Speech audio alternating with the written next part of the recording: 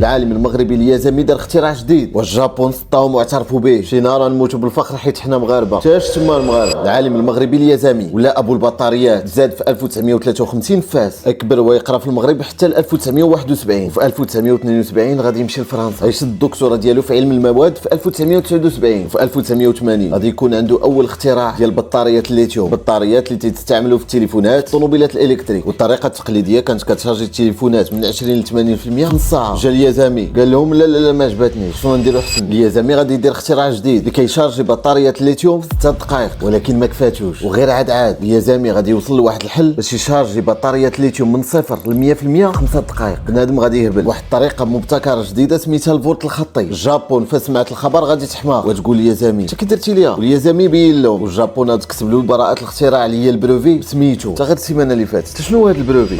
زعما ديك الاختراع مكتوب بسميت، حتى واحد ما يقدر يجي ويخنشلو له.